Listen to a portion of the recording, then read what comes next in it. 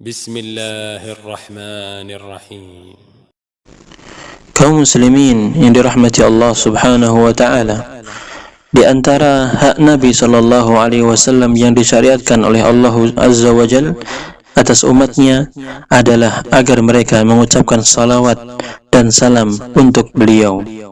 Allah Subhanahu wa taala dan para malaikatnya telah bersalawat kepada Nabi sallallahu alaihi wasallam, dan Allah Subhanahu wa taala memerintahkan kepada para hambanya agar mengucapkan salawat dan salam kepada beliau sallallahu alaihi wasallam, sebagaimana Allah Subhanahu wa taala berfirman, innallaha wa malaikatahu yusalluna 'alan nabi ya ayyuhalladzina amanu sallu 'alaihi wa sallimu taslima.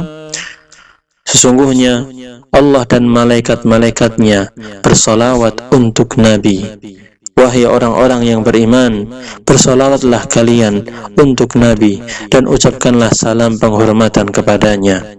Al-Quran Surat Al-Ahzab ayat 56. Diriwayatkan bahwa makna salawat Allah kepada Nabi sallallahu alaihi wasallam adalah pujian Allah atas beliau di hadapan para malaikatnya. Sedangkan makna salawat malaikat itu artinya adalah mendoakan beliau. Para malaikat mendoakan beliau, dan salawat umatnya kepada Nabi Muhammad sallallahu alaihi wasallam artinya adalah permohonan ampun untuk beliau sallallahu alaihi wasallam. Hal ini disebutkan dalam kitab Aqidatut Tauhid halaman 158. Dalam ayat tadi, Allah Subhanahu wa taala telah menyebutkan tentang kedudukan hamba dan rasulnya Muhammad sallallahu alaihi wasallam pada tempat yang tinggi, bahwasanya Allah memujinya di hadapan para malaikat yang terdekat, dan bahwa para malaikat pun mendoakan untuknya. Lalu Allah Subhanahu wa taala memerintahkan segenap penghuni alam ini untuk mengucapkan salawat dan salam atas beliau sallallahu alaihi wasallam, sehingga bersatulah pujian untuk beliau di alam yang tertinggi dengan alam terendah atau bumi ini.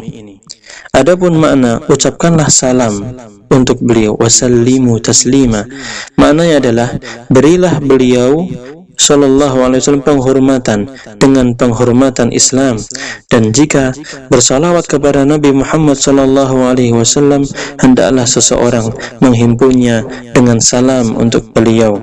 Karena itu hendaknya tidak membatasi dengan salah satunya saja, misalnya dengan mengucapkan sallallahu alaihi, semoga salawat dilimpahkan untuknya, atau dengan hanya mengucapkan alaihi salam, semoga dilimpahkan baginya keselamatan. Hal itu karena Allah Subhanahu wa taala memerintahkan untuk mengucapkan keduanya, salawat dan salam. Mengucapkan salawat untuk Nabi sallallahu alaihi wasallam diperintahkan oleh syariat pada waktu-waktu yang dipentingkan, baik yang hukumnya wajib atau sunnah muakkadah. Dalam kitab Jala'ul Afham karya Ibnu Qayyim rahimahullah taala menyebutkan 41 waktu atau 41 tempat untuk melakukan salawat kepada Nabi sallallahu alaihi wasallam. Beliau rahimahullah taala memulai dengan sesuatu yang paling penting, yakni ketika salat di akhir tasyahud. Di waktu tersebut para ulama sepakat tentang disyariatkannya bersalawat untuk Nabi sallallahu alaihi wasallam. Di antara waktu lain yang beliau sebutkan adalah di akhir kunut, kemudian saat khutbah seperti khutbah Jumat, hari raya, dan istisqa, kemudian setelah menjawab adzan, ketika berdoa, ketika masuk dan keluar dari masjid, juga ketika menyebut nama beliau sallallahu alaihi wasallam. Rasulullah sallallahu alaihi wasallam telah mengajarkan kepada kaum muslimin tentang tata cara mengucapkan salawat. Rasulullah sallallahu alaihi wasallam menganjurkan untuk memperbanyak membaca salawat kepada beliau pada hari Jumat.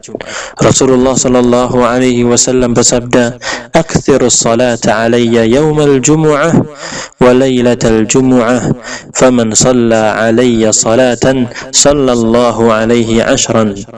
Perbanyaklah kalian membaca salawat untukku pada hari dan malam Jumat. Barang siapa yang bersalawat untukku sekali, niscaya Allah Subhanahu wa ta'ala bersalawat untuknya 10 kali.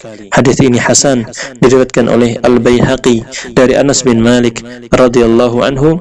Silakan lihat dalam kitab Silsilah Al-Ahadits Shahihah nomor 1407 karya Syekh Al-Albani rahimahullah ta'ala. Kemudian Ibnul Qayyim rahimahullah ta'ala menyebutkan beberapa manfaat dari mengucapkan salawat untuk Nabi sallallahu alaihi wasallam, di mana beliau menyebutkan ada 40 manfaat. Di antara manfaat itu adalah yang pertama, salawat merupakan bentuk ketaatan kepada perintah Allah Subhanahu wa ta'ala. Yang kedua, mendapatkan 10 kali salawat dari Allah bagi orang yang bersalawat sekali saja untuk beliau sallallahu alaihi wasallam. Yang ketiga, diharapkan dikabulkannya doa apabila didahului dengan salawat tersebut. Yang keempat, salawat merupakan sebab mendapatkan syafaat dari Nabi sallallahu alaihi wasallam jika ketika mengucapkan salawat diiringi dengan bermohonan kepada Allah agar memberikan wasilah kedudukan yang tinggi kepada beliau sallallahu alaihi wasallam pada hari kiamat. Yang kelima, salawat merupakan sebab diampuninya dosa-dosa. Yang keenam, salawat merupakan sebab Nabi sallallahu alaihi wasallam menjawab orang yang mengucapkan salawat dan salam kepadanya.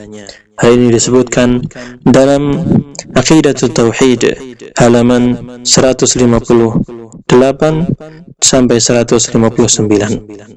Kaum muslimin yang dirahmati Allah Subhanahu wa ta'ala, namun tidak dibenarkan mengkhususkan waktu dan cara tertentu dalam bersolawat dan memuji Nabi sallallahu alaihi wasallam kecuali berdasarkan dalil yang sahih dari Al-Quran dan As-Sunnah. Para ulama ahlu sunnah telah banyak meriwayatkan lafaz-lafaz salawat yang benar, yang sahih, sebagaimana yang telah diajarkan oleh Nabi sallallahu alaihi wasallam kepada para sahabatnya radhiyallahu anhum. Di antaranya adalah lafaz Allahumma salli ala Muhammad wa ala ali Muhammad kama sallaita ala Ibrahim wa ala ali Ibrahim innaka Hamidum Majid. Allahumma barik ala Muhammad wa ala ali Muhammad kama barakta ala Ibrahim wa ala ali Ibrahim innaka Hamidum Majid.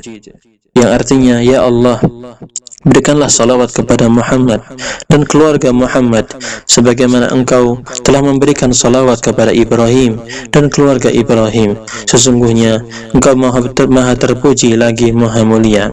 Ya Allah, berikanlah keberkahan kepada Nabi Muhammad dan keluarga Muhammad sebagaimana engkau telah memberi berkah kepada Ibrahim dan keluarga Ibrahim. Sesungguhnya engkau maha terpuji lagi maha mulia. Hadis ini sahih diriwayatkan oleh Al-Bukhari nomor 3370, Imam Muslim, Abu Dawud, At-Tirmidzi, An-Nasa'i, Ibnu Majah, Ahmad dan lain-lainnya dari sahabat Ka'ab bin Ujrah. Untuk mengetahui lafaz-lafaz salawat yang lainnya yang diriwayatkan secara sahih dari Nabi sallallahu alaihi wasallam dapat dilihat dalam buku Doa dan Wirid halaman 202 sampai 204 yang ditulis oleh Ustaz Yazid bin Abdul Qadir Jawaz hafizahullah taala dan dicetak oleh Pustaka Imam Syafi'i pada tahun 2013 Masehi. Kaum muslimin yang dirahmati Allah Subhanahu wa taala, ada beberapa salawat-salawat yang bid'ah yang tidak pernah diajarkan oleh Nabi kita Muhammad sallallahu alaihi wasallam. Yang pertama, salawat tibbul qulub. Yang kedua, salawat nariyah. Serta adanya keyakinan batil bahwa barang siapa yang membaca 4.444 kali maka akan dilapangkan kesulitannya. Dan ternyata salawat nariyah ini, kalau kita cermati arti-artinya, ternyata mengandung banyak kesyirikan.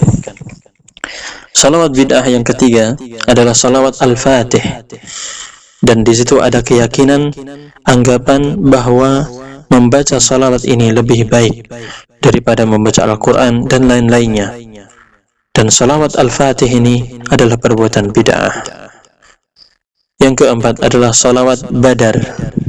Yang kelima, salawat Bashishiyah. Untuk lebih jelasnya silahkan membaca kitab Minhaj Al-Firqatin Najiyah wa Ta'ifatil Mansurah ala Daw'il Kitab wa Sunnah karya Syekh Muhammad bin Jamil Zainu, dan juga silahkan buka kitab Mu'jamul Bid'ah halaman 345 sampai 346.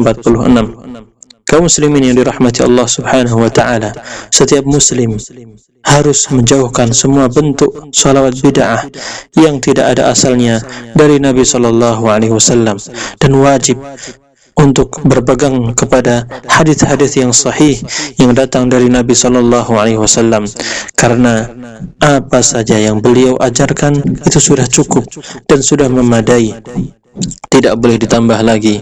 Semoga salawat dan salam senantiasa Allah Subhanahu wa ta'ala limpahkan kepada Nabi yang mulia ini, juga bagi keluarga beliau, para sahabat, dan orang-orang yang mengikuti jejak beliau hingga hari kiamat.